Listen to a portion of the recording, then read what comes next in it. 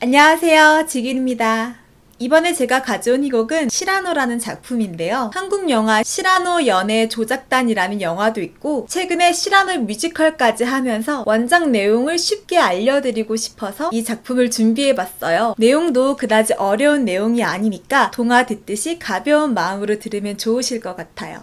프랑스 동부에 위치한 부르고뉴에서 연극이 시작되고 한 배우가 대사를 하는 순간 어디선가 이를 막는 큰 소리가 들립니다. 그 목소리의 주인공은 바로 시라노입니다. 마을에서 유별나기로 소문난 그에게는 많은 꼬리표가 붙습니다. 그는 시인이며 검객에다 물리학자며 음악가입니다. 이렇게 많은 재주를 가지고 있는 시라노에게 딱 한 가지 가지지 못한 게 있었는데요. 바로 그건 멋진 외모였습니다. 큰 코가 그에게 외면적 아름다움을 주지 못했던 거죠. 시라노의 큰 호통소리에 배우는 그 무대 위에서 내려오고 이를 항의하던 관객들은 그의 화려한 말솜씨에 찍소리도 못하고 모두 돌아가게 됩니다. 모두 떠난 극장에서 그의 친구 르브레가 시라노에게 묻습니다. 도대체 그 배우를 왜 싫어하는지. 그러자 시라노가 고백합니다. 그 배우가 자신이 사랑하는 한 여인에게 추파를 던졌다고 말하죠. 그리고 그가 사랑하는 여인은 그의 사촌인 록산이라고 말합니다. 그의 친구 르브레는 용기를 내서 록산에게 고백하라고 하지만 자신의 외모에 자신이 없던 시라노는 절대로 자신은 고백을 할 수 없다고 말합니다. 이때 극장으로 록산르의 하인이 찾아와서 록산이 시라노와 단 둘이 만나고 싶다고 한다는 걸 전달하죠. 그녀가 자신의 존재를 알고 있다면서 그녀와의 만남을 기대하며 미친 듯이 기뻐합니다. 그 다음날 록산르와 만나기로 한 아침, 그의 친구 라그노의 빵집에서 록산르와 만나기로 했는데요. 일찍부터 도착한 그는 초조하게 그녀를 기다립니다. 드디어 빵집에 록산이 도착하게 되고 단둘이 이야기를 나누게 됩니다. 록산은 자신이 사랑하는 사람이 있다고 시라노에게 고백을 합니다. 시라노는 그게 자신일지도 모른다는 기대감을 하다가 그녀의 마지막 말에 그 기대감이 무너지고 맙니다. 록산이 사랑하는 사람은 잘생긴 청년이라는 말에 시라노는 실망을 하게 되죠. 그 잘생긴 청년의 이름은 크리스티앙. 록산은 크리스티앙의 외모만 보고 그에게 사랑에 빠지게 되었는데요. 크리스티앙은 시라노가 속해 있는 부대에 새로 들어온 신병으로 록산은 시라노에게 크리스티앙을 잘 부탁해달라고 찾아왔던 거죠. 록산을 너무나 사랑했던 시라노는 그 부탁을 들어주겠다고 합니다. 텅 빈 빵집에는 근처에 술을 마시고 있었던 시라노의 동료들로 채워졌습니다. 괴로운 시라노의 마음을 동료들은 알 턱이 없죠.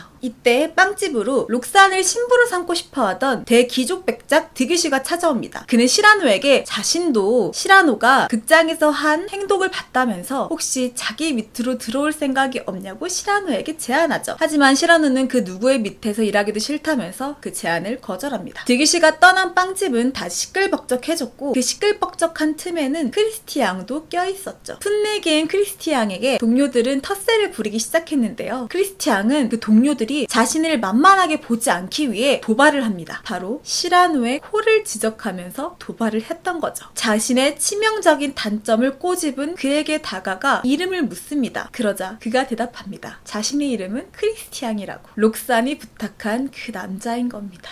시라노는 부대원들에게 다 나가라고 소리치고 크리스티앙과 단둘이 남게 됩니다. 시라노는 자신이 록산의 사촌오빠라고 소개하며 록산이 크리스티앙의 편지를 기다리고 있다고 말합니다. 크리스티앙은 자신의 외모만큼이나 화려한 말솜씨를 가지고 있지 않다고 하죠. 이에 시라노는 시인으로서 해보고 싶었다는 실험이라며 크리스티앙을 도와주겠다고 합니다. 사랑의 말이 담긴 편지를 시라노가 대신 써주기로 한 거죠. 록산은 그 사랑의 편지들을 받아보고 더욱더 크리스티앙에게 빠졌습니다. 시라노가 쓴 건 줄은 꿈에도 모르고 말이죠. 자신감이 붙은 크리스티앙은 시라노 없이 록산르를 만나보고 싶다고 합니다. 그러나 직접 그 앞에 선 크리스티앙은 꿀먹은 벙어리가 되고 말죠. 그리고 크리스티앙은 다시 한번 시라노의 필요함을 절실히 깨닫게 됩니다. 자신의 앞에서 꿀먹은 벙어리가 된 크리스티앙을 보고 실망한 록산. 록산의 마음을 돌리려고 시라노와 크리스티앙은 록산의 창문을 돌로 두들깁니다. 발코니 그늘 밑에서 시라노가 숨어서 말을 전하고 크리스티앙이 그가 하는 말 그대로 전달하는 거죠. 그러다가 답답함을 느낀 시라노가 어둠 속에 숨어서 록산에게 직접 말을 전달합니다. 뭔가 이 장면은 가슴 아프면서도 로맨틱한 장면이에요.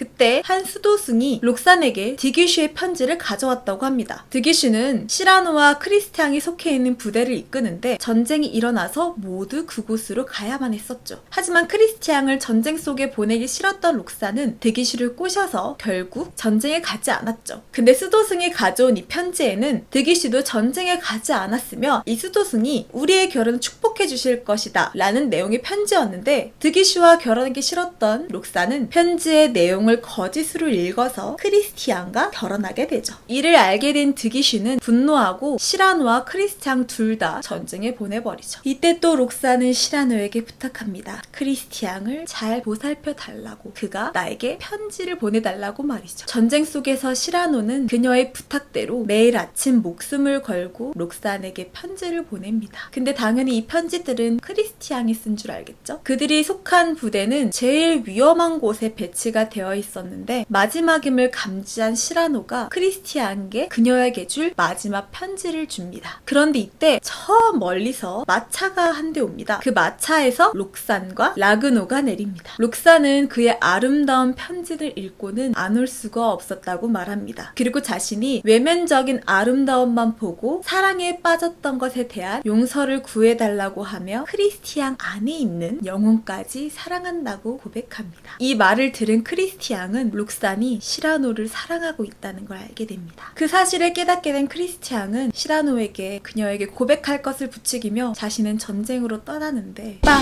하고 총성 소리가 들리고 크리스티앙이 들려옵니다. 크리스티앙은 시라노가 쓴 마지막 편지를 록산에게 쥐어주고 숨을 거두게 되죠. 15년 후 파리에 있는 어느 수도원입니다. 록산은 자신이 사랑했던 크리스티앙을 가슴에 품고 살았고 시라노는 언제나 늘 그렇듯 록산의 곁에 친구로 남아있었죠. 오늘은 시라노가 록산을 보러 오는 날인데 오늘따라 그가 늦습니다. 평소에는 절대 늦을 그가 아닌데 말이죠. 시라노는 나오는 길에 어떤 괴한에게 머리를 맞고 말았는데 그럼에도 불구하고 그녀를 만나러 나온 거죠. 록산은 시라노에게 자신이 가지고 있던 크리스티앙의 마지막 편지를 읽어달라고 부탁합니다. 그 편지를 천천히 읽는 시라노. 록산은 이 나대근 목소리가 지난날 발코니에서 들었던 목소리와 같다는 것을 깨닫습니다. 하지만 머리에 큰 상처를 입었던 시라노는 점점 눈이 감기고 록산은 그에게 사랑한다고 고백합니다. 시라노는 다가오는 죽음과 싸워보지만 결국 그의 눈은 감기고 맙니다.